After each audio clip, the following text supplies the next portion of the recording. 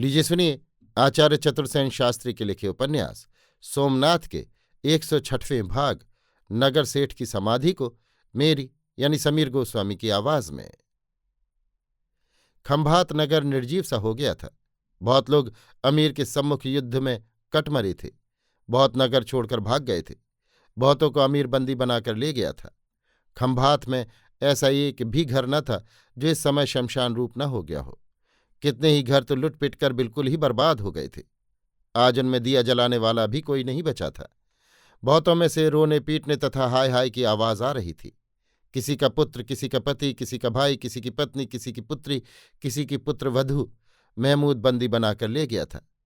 ऐसा प्रतीत होता था मानो सारे नगर पर मृत्यु और अवसाद की काली छाया छा गई हो। नगर सेठ मदन जी मेहता एक प्रतिष्ठित और करोड़पति व्यापारी थे। उनकी युवती पुत्री कंचनलता को किस प्रकार अमीर के बर्बर सिपाही सिठानी की आंखों के सामने ही उठा ले गए थे, ये पाठकों को ज्ञात है। आज प्रभात ही से लोगों की भीड़ नगर सेठ की हवेली के सामने एकत्र होने लगी थी। जो लोग नगर छोड़कर भाग गए थे उनमें बहुत से लौटे आ रहे थे। नगर में बिजली की भांति ये खबर फैल गई थी कि नगर सेठ मदन जी मेहता अपनी प्रतिष्ठा और कुल मर्यादा भंग होने से खिन्न हो आज जीवित समाधि ले रहे हैं। जो लोग कभी घर से बाहर न निकलते थे वे भी आज ये अतर्कित अकल्पित बात सुनकर सेठ के घर की ओर दौड़े आ रहे थे। ठठ के ठठ लोग घर के सामने जुट गए थे। परंतु सेठ की विशाल अट्टालिका में पूर्ण शांति और नीरवता विराज रही थी। आज वहां नित्य काम करने वाले दर्जनों मुनीम, गुमाश्ते, सिपाही, नौकर चाकर और व्यापारियों की चहल पहल न थी। न आज तराजू पर रुपए और अशर्फियां तौली जाकर थैलियों में भरी जा रही थीं, न गुमाश्ते खोटे खरे रुपए परख रहे थे। इस समय ऐसा प्रतीत हो रहा था मानो घर में कोई जीवित पुरुष है ही नहीं। सेठ के मकान का द्वार उन्मुक्त था। द्वार पर कोई द्वारपाल या मनुष्य न था। फिर भी उपस्थित जनों में से किसी का साहस भीतर जाने का नहीं होता था। द्वार पर लाल कुमकुम की थाप दी हुई थी। आंगन में एक गहरा गड्ढा खुदा हुआ था। उपस्थित भीड़ में भी सन्नाटा था। सबकी आंखें आंसुओं से तर तथा जिह्वा जड़ थी। किसी को किसी बात की जिज्ञासा न थी। सब कोई सब कुछ जानते थे, जैसे सबके हाथ किसी दैत्य ने सी दिए हों, जैसे सबको लकवा मार गया हो। प्रत्येक व्यक्ति की आंसुओं से भरी आंखें चौक में खुदे हुए गड्ढे पर जमी हुई थीं। प्रतिकार, जिज्ञासा और कौतूहल की भावना जैसे प्रथम ही उस गड्ढे में दफना दी गई थी। धीरे धीरे एक वृद्ध ब्राह्मण को आता देख सब लोग उत्सुकता से उधर ही देखने लगे। ब्राह्मण का सब शरीर उघाड़ा था। उस पर साफ जनेऊ चमक रहा था। कमर में उज्ज्वल धोती थी। उनकी उम्र बहुत थी। आंखें धुंधली हो गई थीं।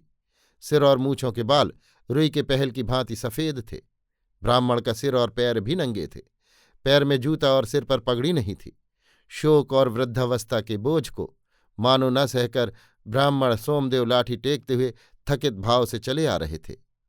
ऐसा प्रतीत होता था मानो ब्राह्मण जिधर आ रहे हैं उससे विपरीत दिशा की ओर उनका मन मचल रहा है।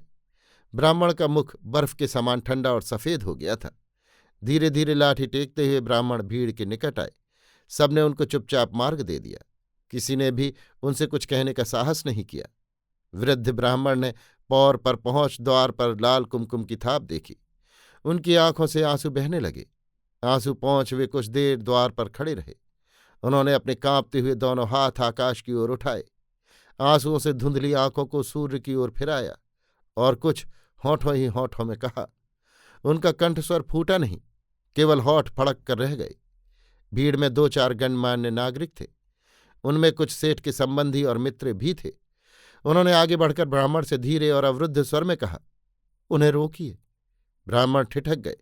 उनकी आंखों के आंसू सूख गए। उन्होंने धीमे किंतु स्थिर स्वर से कहा, नहीं, और उन्होंने स्थिर कदम से घर में प्रवेश किया। कुछ देर तक सन्नाटा रहा। इस समय अनगिनत मनुष्य वहां एकत्रित हो सांस रोके खड़े थे। सबने देखा नगर सेठ धीर गति से बाहर आए। उन्होंने सफ़ेद पोशाक धारण की थी। मस्तक पर केसर का तिलक था। उनका मुख भावहीन, दृष्टि पृथ्वी पर झुकी हुई और दोनों हाथ नीचे लटके हुए थे। आगे कुल पुरोहित, वृद्ध ब्राह्मण, पीछे सेठ क्रमबद्ध, सब नीरव, सब शांत। प्रमुख नागरिक, सेठ संबंधी सब पौर चढ़कर भीतर गए। नगर सेठ ने कहा, भाइयों, कहा सुना माफ। अपनी लाज अपनी आंखों में लेकर आज मैं जा रहा हूं। ईश्वर आप लोगों को सुखी रखें। इतना कहकर सेठ गड्ढे में उतर गए। वे बीच में रखे एक आसन पर पलौथी मारकर बैठ गए। फिर उन्होंने उच्च स्वर से कहा, भाइयों, जो पुरुष अपनी पुत्री की रक्षा नहीं कर सका, उसके सिर पर एक एक मुट्ठी धूल डालने की कृपा करो। सबसे प्रथम वृद्ध ब्राह्मण ने दोनों मुट्ठियों में मिट्टी उठा मंत्र पाठ कर मिट्टी डाली। उन्होंने सब मनुष्यों को भी मिट्टी डालने को प्रेरित किया। आंखों से चौधार आंसू बहाते और हे देव, हे प्रभु का स्फुट उच्चारण करते उन सैकड़ों मनुष्यों ने मिट्टी भरनी प्रारंभ कर दी। देखते ही देखते नगर सेठ मदन जी मेहता ने जीवित समाधि ले ली। इस भयानक कृत्य को देख उपस्थित जनता मूढ़ बनी एक दूसरे को देखती रह गई। इसी समय आग आग का शोर उठा। लोगों ने देखा नगर सेठ की विशाल अट्टालिका भीतर ही भीतर सुलग उठी है। उसमें से चारों ओर अग्नि की लपटें निकल रही हैं। लोग बाहर भीतर दौड़ने लगे। इसी समय ऊपर के खंड का द्वार खुला और उसमें एक स्त्री मूर्ति आ खड़ी हुई। उसके संपूर्ण वस्त्र घी में तर थे और वस्त्रों से आग की लपटें निकल रही थीं, मानो उसने अग्नि का ही परिधान पहना हो। उसका मुख तेज से देदीप्यमान था, लटें बिखरी थीं। अचलवाड़ी से उसने कहा, जो कोई आग बुझाने का प्रयत्न करे उसे भगवान सोमनाथ की आन है। मेरे पति ने अपना मार्ग चुना और मैंने अपना। अप्रतिष्ठा की असह ज्वाला में जलने की अपेक्षा इस आग में जीते जी जल मरना हमारा आज का सबसे बड़ा सुख है। एकाएक शत सहस्त्र कंठ स्वर खुल गए। वज्र गर्जना की भांति एक स्वर से सब बोल उठे, जय अम्बे, जय सती मां, जय जय। आग की लपटों ने घर को चारों ओर से घेर लिया। लोग दूर हटकर खड़े हुए ये अद्भुत अघटित दृश्य देखने लगे। केवल वृद्ध ब्राह्मण वहीं अड़े खड़े रहे। बहुत भारी कड़ाकों के साथ छत गिरी और लोगों ने उसी के साथ एक स्वर सुना, जय देव। सारी हवेली धाएं धाएं जल रही थी। उसी के साथ घर पर की गृहलक्ष्मी, वधुएं और बालाएं चुपचाप जल रही थीं। साथ में कुलगुरु भी। कहीं हाहाकार न था, कहीं रुदन न था। एक धीमी आवाज बीच बीच में कुछ देर सुनाई देती रही, जय देव, जय जय देव, और फिर वो भी बंद। अभी आप सुन रहे थे आचार्य चतुर्सेन शास्त्री के लिखे उपन्यास सोमनाथ के 106वें भाग नगर सेठ की समाधि को मेरी यानी समीर गोस्वामी की आवाज में। लीजिए सुनिए आचार्य चतुर्सेन शास्त्री के लिखे उपन्यास सोमनाथ के 107वें भाग कैदियों का काफिला को मेरी यानी समीर गोस्वामी की आवाज में। खंभात, प्रभास और सौराष्ट्र से 1,20,000 कैदियों के काफिले को साथ लेकर महमूद पाटन की ओर लौटा था। इस काफिले में सबसे आगे साहसिक और ऐसे कैदी थे जिन्होंने जमकर अमीर की सेना का मुकाबला किया था, या वे जो कोई खास विरोध करते हुए पकड़े गए थे, या जिन्होंने अमीर के बहुत से आदमियों को मार डाला था और उनके विरुद्ध खास रिपोर्ट दर्ज थी। इन सबकी कमर में एक लंबी रस्सी बंधी हुई थी और उस रस्सी से ये सब एक दूसरे से जुड़े थे। उनके पीछे हाथ बंधे साधारण सिपाही, नागरिक, धुना-जुलाहे, ऐरे गैरे सब पचमेल कैदी थे जो बहुत से हथियारबंद सिपाहियों से घिरे चल रहे थे। इनके पीछे रोगी, घायल और स्त्री कैदी थे जो बांधे हुए तो न थे पर हथियारबंद पैदल और घुड़सवार सिपाहियों से घिरे चल रहे थे। सबके पीछे बड़े बड़े प्रसिद्ध सेनापति, सरदार, धनी, सेठ, साहूकार और गिरासदार व्यक्ति थे। ऐसे 2-2 या 3-3 कैदी एक एक सवार के सुपुर्द थे। वे उनकी कमर में रस्सी बांध उनको मजबूती से घोड़े की काठी में अटका नंगी तलवार उनके सिर पर घुमाते हुए बढ़े चले जा रहे थे। मीलों तक लंबाई में नभागे कैदियों की कतार बनी हुई थी। उनमें बहुत से जार जार रोते, आंसू बहाते, छाती कूटते, गिरते पड़ते साथियों के साथ घिसटते बढ़े चले जा रहे थे। रोगियों और घायलों की दशा और भी खराब थी। उनमें बहुत से चलने फिरने के योग्य भी न थे, फिर भी उन्हें सवारों के साथ घिसटना पड़ता था। उनके घावों की मरहम पट्टी भी नहीं की गई थी। बहुत के घाव सड़ गए थे, बहुतों के घावों से लहू बह रहा था, परंतु वहां कोई किसी का मिजाज पुरसा न था। स्त्रियों की दशा और भी दर्दनाक थी। इनमें अनेक गर्भिणी, आसन्न प्रसवा एवं प्रसूताएं थीं। बहुत सी स्त्रियों की गोद में बच्चों का बोझ था जो भूख, प्यास और गर्द गुबार से व्याकुल होकर रो पीट रहे थे। उनकी अभाग्नि माताएं भी रोकर उनका साथ दे रही थीं। बहुत सी कुलवधू, नववधू और कुमारिकाएं ऐसी थीं जिन्होंने घर की दहलीज से बाहर कभी पैर भी न रखा था, परपुरुष की कभी सूरत भी न देखी थी, परंतु देव दुर्विपाक से उन्हें इन दुर्दांत निर्दय डाकुओं के साथ चलना पड़ रहा था। उनके पैर लहूलुहान हो गए थे और चलने की शक्ति न रही थी, परंतु बिना चले कोई चारा न था। कोई घायल रोगी या स्त्री कैदी यदि चलते चलते गिर जाता तो उसके लिए रुकने की किसी को आवश्यकता न थी। लाखों मनुष्य और घोड़े उन्हें कुचलते रौंदते उनके ऊपर से गुजर जाते थे और उन्हें वहीं मृत्यु उस वेदना से छुटकारा दे देती थी। जो कोई चलने में ढील करता अटकता उस पर ऊपर से चाबुक बरसते थे। जो भागने की चेष्टा करता उसका तुरंत सिर काट लिया जाता था। आसमान धूल से भर गया था। आगे वाले कैदियों की धूल पीछे वालों के सिर पर पड़ती थी। 10 मील चलने के बाद लश्कर का पड़ाव पड़ता। तब इन अभागे कैदियों को भी भोजन विश्राम मिलता। विश्राम को न बिस्तरा न बिछौना न छाया, सारी ही सुविधा के स्थान सिपाही घेर लेते। इन भाग्यहीनों को खुली धूप या खुले आकाश के नीचे नंगी जमीन पर कंकड़ पत्थरों पर पड़े रहना पड़ता था। भोजन की दशा बहुत खराब थी। बहुत कम लोगों को भोजन मिलता था, वो भी कदन्न। बहुत से बिना भोजन के रह जाते। जो भोजन मिलता वो अति निकृष्ट होता था। यदि पास पड़ोस में कोई गांव होता तो इन कैदियों को रस्सियों से बांधकर वहां सिपाही ले जाते, जहां वे गांव वालों से भीख मांगते। गांव वाले तो इस दल बल से डरकर बहुधा भाग जाते थे। कुछ दृढ़ श्रद्धालु सिपाहियों का भय त्याग अपने आंसुओं से अभिषिक्त अन्न जैसे बनता इन्हें दे देते थे। कोई कोई फटा पुराना वस्त्र देकर अबलाओं की लाज ढकते थे। बहुत कैदी राह में मर जाते। बहुत सी माताओं की गोद के बालक सिसकते प्राण त्यागते रह जाते। उन्हें उसी हालत में छोड़कर आगे चल देना पड़ता। चलते चलते अनेक स्त्रियों को प्रसव वेदना उठती, प्रसव हो जाता, पर उनके लिए कोई रुकता न था। या तो उस हतभागिनी को वहीं असहाय छोड़ सब चल देते, या वो रस्सियों से बंधी हाय हाय कर घिसटती हुई गिर पड़ती और फिर घोड़ों हाथियों पदातिकों से रूंधी जाकर वहीं ढेर हो जाती थी। भोजन के बांटने के समय और भी हृदय द्रावक दृश्य होता। विपत्ति और प्राणों के भार ने उन सबको मनुष्य से भेड़िया बना दिया था। भोजन बंटने के समय वे हंटरों और डंडों की मार की तनिक भी परवाह न कर एक बारगी ही टूट पड़ते। सब में खूब गाली गलौज और धक्का मुक्की होती। वे प्रत्येक आपस में खून के प्यासे हो गए थे। पड़ाव पर पहुंचते ही सब कोई अच्छी जगह पर आराम करने को कब्जा करने के लिए झपटते। इस समय भी उनमें लड़ाई होती। इससे भी अधिक दर्दनाक दृश्य ये होता कि वे रोटियों और मुट्ठी भर चावलों पर जो उन्हें खाने को मिलता था जुए का दाव लगाते। वो जो जीतते वे झपटकर साथी का हिस्सा छीन पशु की भांति बेसब्री से खा जाते और उनका साथी भूखा प्यासा टुकुर टुकुर उनकी ओर देखता रह जाता। शोर हाहाकार क्रंदन और अव्यवस्था का अंत न था। राह में और पड़ाव में भी बहुत स्त्री पुरुष कैदी मर जाते थे। उन्हें यूं ही छोड़ शेष कैदियों को संग लेकर सिपाही चल देते थे। ऐसा प्रतीत होता था मानवता पृथ्वी से उठ गई है और सारा संसार नरक की आग में जल रहा है। विशिष्ट कैदियों को सबसे प्रथम ठहराया जाता था। पड़ाव पर पहुंचते ही उनका ये काम होता कि स्थान को झाड़ बुहार कर साफ करें। फिर उन्हें आगे रवाना कर दिया जाता था। वे बहुधा अपना भोजन रोगियों स्त्रियों और घायलों को दे देते थे तथा स्वयं अनाहार रह जाते थे। स्त्रियों पर अत्याचार रोकने में वे कभी कभी जान पर खेल कर सिपाहियों से लड़ पड़ते थे, परंतु सिपाहियों को दया माया छू तक नहीं गई थी। मनुष्य के जीवन का उनके लिए कोई मूल्य न था। वे कठोरता और क्रूरता की साक्षात मूर्ति थे। इस प्रकार 11 दिन कूच करने के बाद जो कैदी जीवित पाटन पहुंचे उनकी दशा मृतकों से बढ़कर थी। जिस घर को बांस और बल्लियों से घेर कर जेल बनाया गया था वो यद्यपि बहुत बड़ा था, परंतु इतने कैदियों के रहने योग्य न था।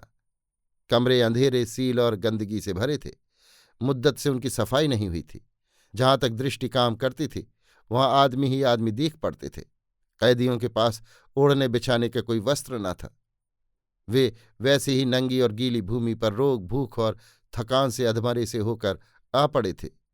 प्रत्येक अपनी मृत्यु चाह रहा था। हाहाकार कराहना और रोने की आवाज़ों के मारे कानों के पर्दे फटे जाते थे। स्त्री पुरुषों की कोई वहां मर्यादा न थी। वे सब नंगी जमीन पर ऐसे पड़े थे जैसे किसी ने मनुष्यों का फर्श बिछा दिया हो। पैर तो क्या, तिल धरने की भी जगह न थी। यदि कोई टट्टी पेशाब को जाना चाहता तो उसे मनुष्यों की छाती या पीठ पर पांव रखकर जाना होता था। ऐसा करने पर प्रतिरोध करने की किसी में ताब न रह गई थी। इस प्रकार पैरों से कुछ ले जाने पर वे केवल तिल मिलाकर कराह उठते थे। लाखों मनुष्यों के मलमूत्र त्याग के लिए कोई व्यवस्था ही न थी। जहां जिसे सुविधा होती बैठ जाता। लज्जा और सभ्यता का कोई प्रश्न ही न था। रोगी और अपाहिज जो अपने स्थान से हिल भी न सकते थे, वहीं पड़े पड़े मलमूत्र त्याग कर गंदगी बढ़ा रहे थे, जिससे भयानक असह दुर्गंध और मृत्यु से भी अधिक दुखदायी हाहाकार की ध्वनि उस वातावरण में भरी हुई थी। रात से अधिक दिन और दिन से अधिक रात वहां जीवन के लिए असह्य हो रही थी। प्रत्येक को अपने प्राण भारी थे। माताओं ने पुत्रों को फेंक दिया था, पतियों ने पत्नियों से मुंह फेर लिया था, और प्रत्येक व्यक्ति ये चाह रहा था कि उनका साथी उनका गला घोंटकर उन पर अनुग्रह करे। मध्याह्न में एक बार उन्हें नगर में भिक्षा मांगने को बाहर निकाला जाता, और वे लंबी लंबी रस्सियों से बंधे हुए, घुड़सवार बलोचियों से घिरे हुए नगर की गली गली हाट बाजार में भीख मांगने निकलते। इन कैदियों में लखपति, करोड़पति, सेठ, साहूकार, विद्वान, कवि, पंडित और व्यापारी, सिपाही, जागीरदार, उमराव सभी थे। बहुतों के सगे संबंधी रिश्तेदार पाटन में थे। वे अपने संबंधियों को रस्सियों से बंधा हुआ देख जार जार आंसू बहाते, दौड़ दौड़ कर उन्हें भोजन वस्त्र देते, तसल्ली देते। दैत्य के समान सिपाही किसी कैदी को नागरिकों से बात करना देखते ही मारपीट करने लगते। तनिक तनिक सी बात के लिए अपने संबंधियों को कोई वस्तु देने के लिए नागरिकों को बड़ी बड़ी रिश्वतें इन बर्बर सिपाहियों को देनी पड़ती। उन्हें ये भी भय था कि जैसे ये निरपराध नागरिक आज इस दुर्दशा में पड़े हैं, वैसे ही कल हम भी पड़ सकते हैं। हमारी रक्षा करने वाला पृथ्वी पर कौन है? अभी आप सुन रहे थे आचार्य चतुर्सेन शास्त्री के लिखे उपन्यास सोमनाथ के 107वें भाग कैदियों का काफिला को मेरी यानी समीर गोस्वामी की आवाज में। लीजिए सुनिए आचार्य चतुर्सेन शास्त्री के लिखे उपन्यास सोमनाथ के 108वें भाग दरबार गढ़ को मेरी यानी समीर गोस्वामी की आवाज में। 11 दिन की मंजिल पूरी कर अमीर अपने लाव लश्कर सहित अनहिल्यपट्टन पहुंचा, जहां उसका सेनापति मसूद, गुरु अलबरूनी, वजीर अब्बास के साथ उपस्थित था। पाटन से नगरपाल चंड शर्मा ने नगर द्वार पर उसकी अभ्यर्थना की और आदर सत्कार से उसे दरबारगढ़ में ले आए। दरबारगढ़ में आकर अमीर ने एक दरबार किया और नगर में अपने नाम की आन फेर कर ढिंढोरा फिराया कि प्रजा की जान माल का हिंदू राज्य की भांति रक्षण होगा। सब लोग हाट बाजार खोलें और अपने अपने काम रोजगार में लगें। यद्यपि ये ढिंढोरा चंड शर्मा के उद्योग का परिणाम था और इससे नगरजनों की घबराहट कुछ कम हुई, परंतु अमीर के बर्बर सैनिकों ने बाजार में अंधेरगर्दी मचा दी। वे चाहे जिसकी जो वस्तु उठा ले जाते थे, मूल का पैसा नहीं देते थे। गृहस्थियों के घरों से गाय बकरी भेड़ खोल ले जाते और काट पीट कर हणिया चढ़ाते। कोई बहू बेटी अपना द्वार नहीं खोल सकती थी। लोगों ने अपना धन रत्न भौरों में दबाकर छिपा दिया था। बहुत कम दुकानें खुलती, बहुत कम कारोबार होता था। चंड शर्मा उधर अमीर का मिजाज संतुलित रखते, इधर नगरजनों को शांत रखते। उनकी नीति नगर की कम से कम हानि उठाकर अमीर को पाटन से बिना लड़े भिड़े निकाल बाहर करने की थी। अमीर अब लड़ने के मूड में न था। उसकी सेना थक गई थी और बल बिखर गया था। अपनी मुहिम वो पूरी कर चुका था और अब केवल अपनी थकान उतार रहा था। फिर प्यार के घाव से भी वो पीड़ित था। जिस शोभना को वो चौला देवी समझे हुए था, वो अभी तक अपना भेद छिपाए हुए थी। उसको डेरा राजमहलों में ही दिया गया था और दर्जनों दास दासी उसकी सेवा में नियत किए गए थे। वो उससे मिलने को छटपटा रहा था, पर शोभना ने कहला भेजा था, आप यदि तलवार हाथ में लेकर आते हैं तो आप अपने और मेरे मालिक हैं। अब चाहे आइए, परंतु यदि मेरी धर्म मर्यादा कायम रखना चाहते हैं तो मैं देवानुष्ठान कर रही हूं। मेरी इच्छा है जब तक भारत भूमि पर आप हैं मेरे निकट न आइए। आपके मुल्क में मैं आपका दिल से स्वागत करूंगी। महमूद गर्म खून का युवक न था, प्रौढ़ पुरुष था। शोभना का अनुरोध उसने सादर स्वीकार कर लिया और वो विरह की मीठी अनुभूति करता रहा। फिर भी वो प्रतिदिन 2 बार सुबह शाम अपना खास गुलाम उसके पास भेजकर उसकी खैराफियत मंगा लेता था। चंड शर्मा अत्यंत प्रच्छन्न भाव से आबू से अपना संबंध स्थापित किए हुए थे। वे सिद्ध स्थल में दुर्लभ देव की एक एक गतिविधि को देखभाल कर उसका रत्ती रत्ती हाल विमल देव शाह को भेज रहे थे। उन्हें यहाँ अमीर के आते ही पता लग चुका था कि सोमनाथ की देवदासी चौला देवी अमीर के साथ है और अमीर ने उसे एक राजरानी की भांति पाटन के राजमहलों में रख छोड़ा है। यद्यपि उन्हें चौला देवी का विस्तृत हाल ज्ञात नहीं था और ये भी वो नहीं जानते थे कि महाराज भीमदेव के साथ उसका गुप्त विवाह हो गया है, परंतु गुप्तचरों से उन्हें इतना ज्ञात हो गया था कि चौला देवी खंभात में थी और वहां के दुर्ग से अमीर ने उसे प्राप्त किया है। महाराज भीमदेव साकुशल आबू पहुंच चुके थे, परंतु उन्होंने भी चौला देवी के संबंध में चंड शर्मा को कुछ न लिखा था। इसलिए अधिक तो नहीं, पर आंशिक रूप से वो चौला देवी के संबंध में कुछ जिज्ञासा अवश्य रखते थे, और उन्होंने अपनी एक गुप्त आंख निश्चित रूप से उस नकली चौला देवी पर स्थापित कर रखी थी। जो हिंदू दासियां यहां शोभना की सेवा में रखी गई थीं, वे सब चंड शर्मा द्वारा ही भेजी गई थीं। अमीर चंड शर्मा को अपना अनुगत कर्मचारी समझकर पाटन में अपनी सब आवश्यकताओं को चंड शर्मा के द्वारा ही पूर्ण कराता था, और इसी कारण 1 दर्जन से भी अधिक दासियां चंड शर्मा को चौला रानी के पास पहुंचानी पड़ी थी। परंतु शोभना ने इन दासियों के सम्मुख भी अपना भेद खोला नहीं था, और वे नहीं जानती थी कि उनकी स्वामिनी कौन है। वे यही जान पाई थी कि वो सोमनाथ महालय की नर्तकी है, जो अमीर की प्रतिष्ठित बंदनी है। चंड शर्मा भी इतनी ही बात जान पाए थे। अलबत्ता उन्होंने उसका नाम भी जान लिया था, और अपने गुप्त संदेश में ये संदेश भी आबू भेज दिया था कि अमीर के साथ चौला नाम की सोम महालय की एक नर्तकी भी बंदनी है, जिसे उसने रानी की भांति दरबारगढ़ के जनाने राजमहल में ठाट भाट से रखा हुआ है। इस प्रकार पाटन में अमीर की सवारी को आए केवल 3 ही दिन व्यतीत हुए थे कि इतने ही काल में पाटन नई नई हलचलों से भर गया था। चंड शर्मा बहुत व्यस्त हो उठे थे, उन पर दोहरा भार था। वही पाटन की कूटनीति के एकमात्र संचालक थे। उनका बहुत समय अमीर की सेवा में व्यतीत होता था। उन्होंने अमीर के सब सुख साधन जुटाकर उसे प्रसन्न कर लिया था, और अब वो नगर व्यवस्था संबंधी सारी ही बातें चंड शर्मा ही की अनुमति से करता था। एक प्रकार से वो चंड शर्मा पर निर्भर था। 2 दंड रात्रि जा चुकी थी। चंड शर्मा गढ़ से अमीर को आखिरी सलाम करके लौटे थे। उन्होंने देखा एक सवार उनके पीछे घोड़ा दौड़ाता चला आ रहा है। उन्होंने अपना घोड़ा रोक दिया। पास आने पर देखा वो एक तुर्क सवार है। चंड शर्मा ने कहा, तुम क्या चाहते हो? मुझे अमीर नामदार ने हुक्म दिया है कि मैं आपका हमराह रहकर हिफाजत से आपको आपके घर पहुंचा दूं। इससे सेवा में हाजिर हो रहा हूं। मुझे डर क्या है? मुझे तो तुम्हारी कुछ भी जरूरत नहीं है। बहुत जरूरत है। आप दोहरी चाल चल रहे हैं और खतरे से बेखबर हैं। चंड शर्मा सिपाही के मर्म भेदी वाक्य सुनकर घबराए। उन्होंने कहा, दोहरी चाल से तुम्हारा क्या मतलब है? आप घर चलिए, वहीं कहूंगा। यहीं कहो। चंड शर्मा ने म्यान से तलवार निकाल ली, पर तुर्क सरदार ने हंसकर कहा, इसकी क्या आवश्यकता है शर्मा जी? चलिए, घर चलिए। मुझे आपसे कुछ खानगी बातचीत करनी है। शर्मा जी अपनी उत्तेजना पर लज्जित हुए। तलवार म्यान में रखकर बोले, देखता हूं तुम कोरे सिपाही ही नहीं हो। सच पूछिए तो मैं भी दुरंगी चाल का शौकीन हूं।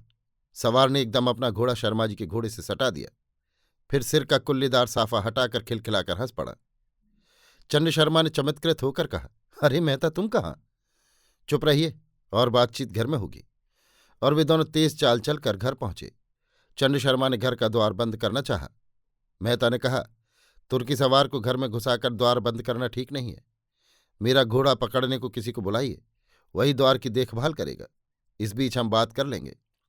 चंड शर्मा ने ऐसा ही किया। दामू मेहता ने संक्षेप में सारा हाल सोमनाथ के पतन तथा गंदावा दुर्ग और खंभात का सुनाया। चंड शर्मा ने सुनकर एक बूंद आंसू गिराकर कहा, अब इस स्वांग का क्या अभिप्राय है? बंदियों की रक्षा। इस समय बंदियों की मुक्ति ही सबसे महत्व की बात है। 1 लाख के ऊपर निरीह नर नारी नारकीय वेदना भोग रहे हैं। उन्होंने अपनी तलवार की कहानी चंड शर्मा को सुनाकर कहा, इसकी बदौलत मैं नाना भेष धारण करके बाहर भीतर सर्वत्र जा सकता हूं और अमीर से सबसे बड़ा अनुरोध भी कर सकता हूं, परंतु मेरा आत्मसम्मान इसमें बाधक है। मैंने कभी उससे अनुरोध किया भी नहीं, करूंगा भी नहीं। अपनी बुद्धि बल पर ही इस दैत्य का सर्वनाश करने की चेष्टा करूंगा। तो मेहता, अब हम तुम 1 और 1 11 हैं। चिंता न करो, इस गजनी के दैत्य का गुजरात से निस्तार नहीं है। यहां वो चूहेदानी में चूहे की भांति फंसा है। परंतु चौला रानी, मेहता ने शोकपूर्ण स्वर में कहा, उसका क्या होगा? कौन? वो देवदासी? आप नहीं जानते चौला रानी की दुर्भाग्य कथा। फिर संक्षेप में मेहता ने सब कथा कहकर कहा, वो गुजरात की महारानी है। अमीर के हाथ उसका पड़ना बड़ा भारी दुर्भाग्य शर्मा जी। पर मुझे जो सूचना मिली है उसके आधार पर वो अपनी वर्तमान स्थिति में बहुत खुश है। क्या उसने महाराज भीमदेव को एक बारगी ही भुला दिया? कैसे विश्वास करूं? चौला रानी की भावुक प्रेम भावना मैंने देखी है। महाराज के लिए उसका वैकल्य भी मैंने देखा है। मैं जानता हूं महाराज जब सुनेंगे सहन न कर सकेंगे। पर ये हो क्या गया? मेहता ने बेचैनी से कहा। परंतु शोभरा रानी के समर्थ चक्र का वे दोनों गुजरात के कूटनीतिज्ञ चक्कर काट कर भी पार न पा सके। चंद्र शर्मा ने सखेद वाणी से कहा, अब मैं इस संबंध में और भी छानबीन करूंगा मेहता। वहां सभी दासियां मेरी विश्वास भाजन हैं। चौला रानी को प्रत्येक मूल्य पर अमीर के पंजे से निकालना होगा, और यदि वो धर्मभ्रष्ट हुई है तो उसे दंड पाना होगा। ये गुजरात की रानी की मर्यादा का प्रश्न है, इसे यों ही नहीं जाने दिया जाएगा। निस्संदेह, मेहता ने कहा। फिर दोनों ने आवश्यक परामर्श किया और मेहता उसी वेश में बाहर आकर धीरे धीरे अमीर की छावनी की ओर चल दिए। अभी आप सुन रहे थे आचार्य चतुर्सेन शास्त्री के लिखे उपन्यास सोमनाथ के 108वें भाग दरबारगढ़ में को मेरी यानी समीर गोस्वामी की आवाज में। लीजिए सुनिए आचार्य चतुर्सेन शास्त्री के लिखे उपन्यास सोमनाथ के 109वें भाग बंदियों का सत्साहस को मेरी यानी समीर गोस्वामी की आवाज में। विपत्ति से सत्साहस की उत्पत्ति होती है। इस घोर विपत्ति से सबसे प्रथम स्त्रियों में सत्साहस का उदय हुआ। बर्बर सिपाही उनसे सब प्रकार का कुत्सित हंसी मजाक और दुर्व्यवहार करते रहते थे। उन्होंने सबसे प्रथम उन सिपाहियों को डांट डपट कर सीधा किया। एक स्त्री ने अवसर पाकर अपने भोजन करने का एक पात्र उठाकर एक सिपाही के सिर पर दे मारा। इससे प्रथम तो सिपाहियों में ये उत्तेजना फैल गई, परंतु तुरंत ही एक भीत ने उनके मन में घर कर लिया। वे ये भली भांति जानते थे कि यदि अमीर के कान में ऐसी बातें पहुंच गईं तो फिर खैर नहीं है। इसके बाद ही कैदियों ने दूसरा कदम ये उठाया कि नगर में भीख मांगने से इनकार कर दिया। प्रथम स्त्रियों ने ही दृढ़तापूर्वक ये निश्चय किया, उसके बाद ही पुरुष कैदियों ने भी इनकार कर दिया। अब जरा जरा सी बात पर सारी स्त्रियां सामूहिक रूप से सिपाहियों का हिंसक विरोध करने लगीं। ये सब देखकर सिपाही डर गए। उन्होंने सालार महमूद से सब बातें कहीं, जो कैदियों का इंचार्ज ऑफिसर था।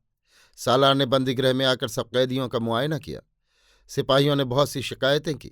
इस समय सब स्त्री कैदियों का नेतृत्व कंचनलता कर रही थी और पुरुष कैदियों के नेता देवचंद्र थे। मसऊद ने कैदियों के बाड़े में जाकर कंचनलता को तलब किया, परंतु मसऊद की आज्ञा पाकर भी वो उठकर उसके पास नहीं गई। जहां बैठी थी वहीं बैठी रही। क्रोध में भरा हुआ मसऊद स्वयं उसके निकट गया। वो चाहता था कि उसे दंड दे, परंतु उसकी रूप माधुरी, मृदुल देह यष्टि, बड़ी बड़ी कमल सी आंखें और उज्ज्वल मोती के समान रंग देखकर वो दंग रह गया। अपने जीवन में रूप माधुर्य और सौकुमार्य का ऐसा मिश्रण उसने देखा न था। उसका सैनिक जीवन कठोर और बर्बर कृत्यों से भरपूर था, फिर भी वो एक उच्च वंशीय कुलीन तुर्क था। वो स्वयं एक सुंदर सजीला जवान था और एक स्वस्थ युवक की भांति उसके मन में भी कोमल भावनाएं थीं, जो व्यस्त सैनिक जीवन में सुप्त हो गई थीं। अब इस रूप सी बाला को देखते ही उसकी सब भावनाएं एक बारगी ही जागृत होकर भड़क उठी। वो देर तक एकटक प्यासी आंखों से उसे देखता रहा। फिर उसने उससे कहा, खड़ी हो जाओ। परंतु कंचनलता खड़ी नहीं हुई। मसऊद ने कहा, तुमने मेरा हुक्म नहीं माना? कंचनलता ने इसका भी कुछ जवाब नहीं दिया। मसऊद क्रोध नहीं कर सका। वो उसके निकट धरती पर बैठ गया और मृदुल कंठ से कहा, तुम्हारे खिलाफ बहुत बातें हैं। मैं सालार मसऊद अमीर का सिपहसालार हूं। सफाई में तुम्हें जो कहना हो कहो। मसऊद कंचनलता के बिल्कुल निकट सरक आया। वो मुंह उठाकर अपने प्रश्न के उत्तर की प्रतीक्षा करने लगा। इसी समय अकस्मात अत्यंत रीति से कंचनलता ने 3-4 तमाचे उसके मुंह पर कसकर जड़ दिए। फिर कहा, ये मेरा तुझे और तेरे अमीर को जवाब है। देवचंद्र खिलखिलाकर हंस पड़ा और कैदी भी हंसने लगे। स्त्रियों ने जोश में आकर मसऊद को घेर लिया। घोर और अपमान से अंधा होकर मसऊद ने आज्ञा दी, इस औरत को नंगा करके 50 कोड़े मारे जाएं। क्षण भर के लिए सर्वत्र सन्नाटा छा गया। रस्सियों में जकड़े हुए कैदियों ने लानत और धिक्कार की बौछार मसऊद पर करके उसकी ओर थूका। स्त्रियों ने कंचनलता को चारों ओर से घेर लिया। मसऊद अब यहां अधिक न ठहर तेजी से बाहर चला गया। शीघ्र ही 8 हथियारबंद पठान सिपाही और 2 कद्दावर जल्लाद हाथ में चमड़े के कोड़े लिए आ उपस्थित हुए। सब पुरुष कैदी क्रोध से थरथर कांपने लगे। बहुतों ने रस्सियां तोड़ाने की चेष्टा की। स्त्री कैदियों ने कंचनलता पर अपने शरीर झुका दिए। सिपाही आगे बढ़े। कंचनलता ने कहा, खबरदार वहीं रहो। सिपाहियों की आवश्यकता नहीं है, जल्लाद ही काफी है। मैं कोड़े खाने को तैयार हूं। सिपाही ठिठक रहे। वो उठी और हंसिनी की चाल से चलकर जल्लादों के निकट आई और कहा, तुम अपना काम करो। जल्लाद, सिपाही और कैदी सब अवाक थे। जल्लादों ने उसे दंड स्थल पर ले जाने का संकेत किया। वहां जाने पर उसके हाथ बांधे, उसका वस्त्र फाड़ डाला। शुभ्र मरमर की प्रतिमा से उसका वक्ष और पीठ नंगी हो गई। देवचंद्र ने पत्थर पर सिर दे मारा। कैदियों ने लानत और अपशब्दों की झड़ी लगा दी। सबने अपनी आंखें बंद कर लीं। स्त्रियां पछाड़ खाने लगीं। देखते ही देखते उस कुसुम कोमल अबला बाला का वक्ष और पीठ लहू से भर गई। वो मूर्छित होकर दंडस्थल पर गिर गई। जल्लाद और सिपाही अपना काम पूरा करके चले गए। स्त्री कैदियों ने उसकी लोहलुहान मूर्छित देह को हाथों हाथ उठा लिया। अभी उसके शरीर में प्राण था। उन्होंने उसे वस्त्र से ढका। औषधोपचार और मरहम पट्टी का कोई प्रश्न ही न था। वे धीरे धीरे जल की बूंदें उसके मुख और आंखों में टपकाती रहीं। कुछ देर के उपचार के बाद उसने आंखें खोल दी। अपनी कुछ स्त्रियों से घिरी देखकर वो मुस्कुराई, पर तुरंत ही वेदना ने उसकी मुखाकृति बिगाड़ दी। इसी समय एक सिपाही ने एक पुड़िया और कुछ गर्म दूध उसे लाकर दिया। दूध पीने से उसे कुछ बल आया। पुड़िया में एक प्रकार का चूर्ण था। जिस कागज में पुड़िया बंधी थी उसमें लिखा था, हौसला रखो, सहायता निकट है, चूर्ण जख्म पर छिड़क दो। ऐसा ही किया गया। उस दिन कैदियों को ये तसल्ली हुई कि बाहर से सहायता का उद्योग हो रहा है और वे निरे असहाय निरीह नहीं हैं। वो रात कंचनलता को गोद में लिए रहकर स्त्री कैदियों ने व्यतीत की। इसी एक घटना से कैदियों में एक संगठन और सहयोग की भावना का उदय हो गया। दूसरे दिन ही से सब स्त्री कैदियों ने भोजन करना त्याग दिया। उनकी सहानुभूति में पुरुष कैदियों ने भी ऐसा ही किया। 3 दिन तक इस विषय पर कोई विचार नहीं किया गया था, परंतु इसके बाद मसूद चिंतित हो गया। उसने चाहा कि अमीर से कुछ कहे, पर उसका साहस न हुआ। कैदियों के निकट जाने का भी अब उसे साहस न होता था। यद्यपि उसने कंचनलता पर कोड़े बरसवाए थे, पर सच पूछिए तो वे कोड़े उसी की पीठ पर पड़े थे। उसकी भूख, प्यास, नींद सब उड़ गई थी। पर उस कोमल कुसुम कली के प्रति किए हुए अपने निर्मम व्यवहार के लिए अपने को धिक्कार रहा था। वो उसे देखना चाहता था, परंतु निकट जाने का साहस नहीं करता था। जब उसने सुना कि कोड़े खाकर वो मरी नहीं, जीवित है, उसने उसकी मरहम पट्टी और खाने पीने की समुचित व्यवस्था कर दी। परंतु कैदियों ने भोजन करना स्वीकार नहीं किया। मसूद इससे डर गया। पुरुष कैदियों में निर्भयता, उद्दंडता और क्रोध की भावना बढ़ती जाती थी। बहुत यत्न करने पर भी कैदियों की भीतरी दशा बाहर अनेक रूप धारण करके फैलती जा रही थी, जिससे नगर में अशांति का वातावरण बढ़ रहा था। स्त्रियों ने अब एक जोरदार कदम उठाया। उन्होंने निर्णय किया कि इस प्रकार से नंगी होकर कोड़े खाने से मर जाना अधिक उत्तम है। कंचनलता अभी तक बहुत कमजोर थी, परंतु अब सब स्त्रियों का नेतृत्व रुक्मणी नाम की एक सोरठ महिला कर रही थी। उसने कहा, बहनों, कंचन बहन की प्रतिष्ठा पर हमें बली होना होगा। कहो, कौन अपने प्राण देने को उद्यत है? तत्काल सैकड़ों हाथ उठ गए। उनमें से 20 स्त्रियों को चुना गया। अनेक युक्तियों से बहुत सी अफीम मंगाई गई और 20 स्त्रियां शांतिपूर्वक अफीम खाकर चिरनिद्रा में सो गईं। इस प्रकार 20 कैदी स्त्रियों का एक ही रात में आत्मघात करने का समाचार सुनकर मसूद की पिंडलियां कांप गईं। वो भागा हुआ बंदीगृह में आया। वो नहीं चाहता था कि बाहर ये बात फैले और अमीर तक पहुंचे। उसने उनके शवों को बंदीगृह में गाड़ दिया तथा स्त्रियों को बहुत भांति तसल्ली दे भोजन करने का आग्रह किया, परंतु स्त्रियों ने स्वीकार नहीं किया। अब इस आत्मयज्ञ में स्त्रियों का साथ देना पुरुषों ने भी आवश्यक समझा। तत्काल ही स्वेच्छा से मरने वालों की सूची बनाई जाने लगी। सूची आवश्यकता से बहुत अधिक लंबी हो गई, परंतु उनमें से केवल 80 व्यक्ति उस दिन मरने के लिए चुने गए। शेष लोगों ने उनके निकट बैठकर भोजन न करने की ठान ली। इस बार भी बहुत सी अफीम मंगा ली गई और 80 जनों ने धैर्यपूर्वक अफीम खा ली। वे चुपचाप बिस्तर पर लेट गए। बाकी लोग उन्हें घेर कर भजन कीर्तन करने लगे। हजारों कंठों के सम्मिलित स्वरों ने बंदीगृह की दीवारों को कंपायमान कर दिया। बंदियों के इस आत्मोत्सर्ग के उदाहरण से दूसरे बंदियों पर बड़ा भारी प्रभाव पड़ा। उनमें प्रेम, भक्ति और सहानुभूति तथा आत्मसम्मान का जोश हिलोरे मारने लगा। वे भी जोर जोर से कीर्तन करने लगे। थोड़ी देर में जिन्होंने अफीम खाई थी उनके सिर दर्द से फटने लगे। उस विकट वेदना को किसी भांति सहन न कर वे छटपटाने लगे। उनकी नसें खिंचने लगीं, देह अकड़ने लगी और आंखों की कौड़ियां बाहर निकल आईं। सब लोग अपने साथियों का ये घोर उत्सर्ग पत्थर की छाती करके देख रहे थे। बहुत जन आंखों से चौधार आंसू बहाते जाते थे और भजन गाते जाते थे। इतना अधिक विष खा लेने पर भी उनमें से 27 व्यक्तियों के प्राण नहीं निकले। अतः उन्हें दोबारा अफीम दी गई। जो मृत्यु के निकट पहुंच जाते थे उनका कष्ट कम हो जाता था। ये देख दूसरे कैदी हर्षित हो उनके कान के पास मुंह करके जोर जोर से हरिनाम कीर्तन करते थे। अंत में 2 व्यक्ति अब भी न मरे। उन्हें तीसरी बार अफीम घोलकर पिला दी गई। रात टूट रही थी और वीरात्माओं के शव भूमि पर चुपचाप पड़े थे। उन्हें घेर कर सैकड़ों जन भगवान का वज्र कीर्तन कर रहे थे। जिन 2 व्यक्तियों को तीसरी बार विष दिया गया था उनमें से एक उठ बैठा। उसने अपनी साथी की कंठ की घुरघुराहट सुनी। अपने साथी की अंतिम अवस्था निकट जानकर बड़े यत्न और कष्ट से खिसककर उसके पास पहुंचा। उसे अपनी छाती से लगाकर उसका ललाट चूमा और इस बार बहुत सी अफीम और खाकर अपने साथी की बगल में सदा के लिए सो गया। अभी आप सुन रहे थे आचार्य चतुर्सेन शास्त्री के लिखे उपन्यास सोमनाथ के 109वें भाग बंदियों का सत्साहस को मेरी यानी समीर गोस्वामी की आवाज में।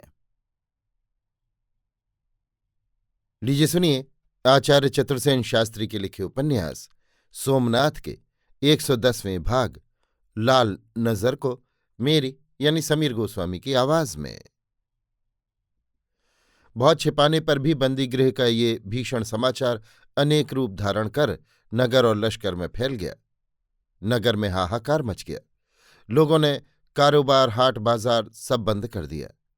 अमीर के कानों में भी ये समाचार इस ढंग पर पहुंचा दिया गया कि वो गुस्से से लालचोट हो गया। अमीर महमूद एक विजेता साहसिक योद्धा और उच्च मन का बादशाह था। वो विद्या व्यसनी और तेजस्वी भी था। अपनी महान आकांक्षाओं की पूर्ति करने में उसे बड़े बड़े नरमेध करने पड़े। लाखों मनुष्यों का वध करना पड़ा, परंतु ऐसे अत्याचार और निर्मम हत्याकांड का कलंक वो नहीं सह सका।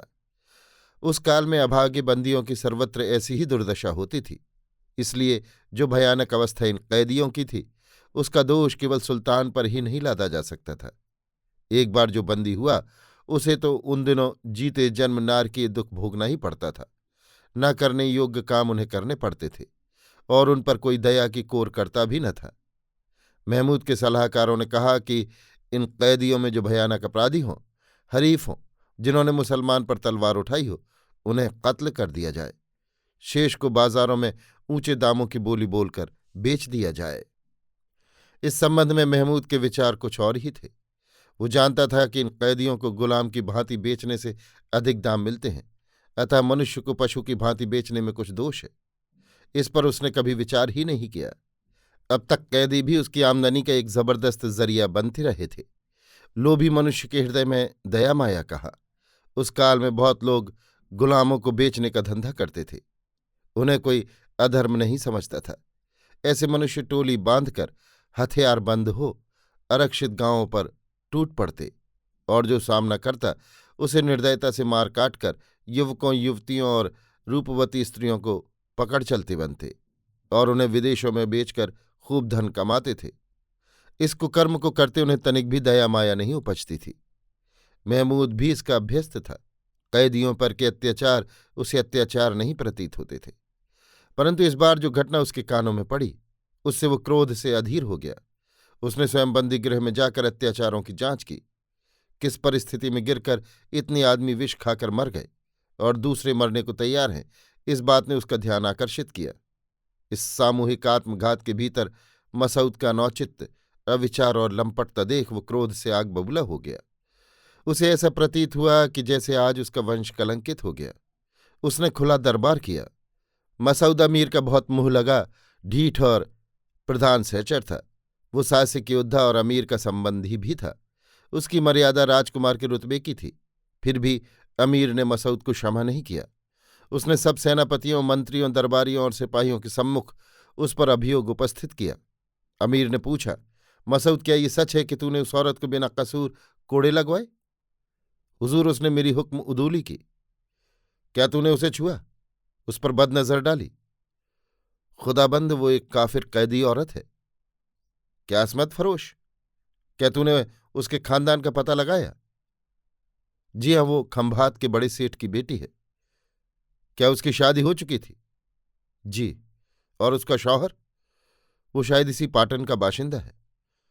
तो तूने ये जानकर भी कि वो दूसरे की औरत है, तूने उस पर बदनजर डाली और उस पर हद दर्जे की बेरहमी की?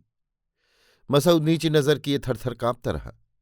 अमीर ने कहा, जंग जंग है, लेकिन बुग़्ज़ की वहां गुंजाइश नहीं, न बदनीयती की। खासकर जब एक जिम्मेदार सिपहसालार बुग़्ज़ रखे, पराई औरत पर बदनीयत रखे, उस पर जालिमाना हमला करे, तो उसका कसूर बहुत बढ़ जाता है।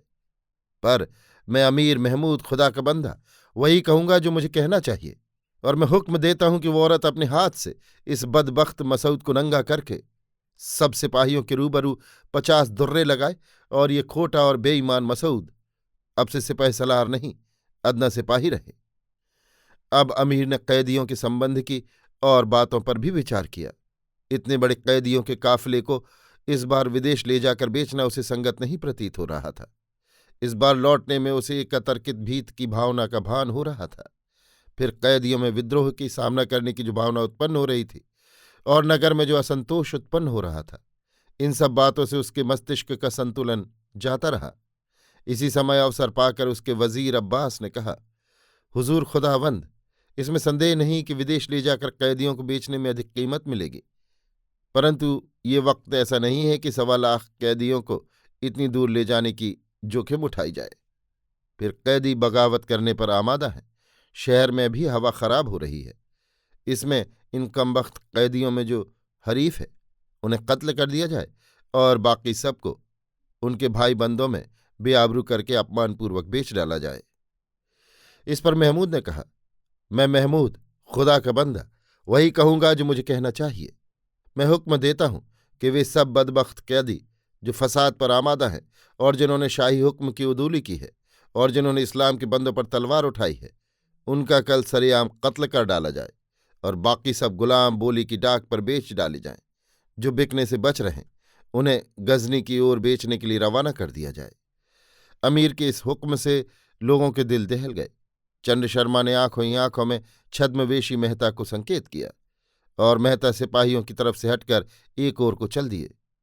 बहुत सी बातों पर विचार करके चंद्र शर्मा ने इस संबंध में अमीर से एक शब्द भी नहीं कहा। अमीर तख्त से उठकर महल में चला गया। आज उसका मुंह भरे बादलों के समान भारी हो रहा था। अभी आप सुन रहे थे आचार्य चतुर्सेन शास्त्री के लिखे उपन्यास सोमनाथ के 110वें भाग लाल नज़र को मेरी यानी समीर गोस्वामी की आवाज में।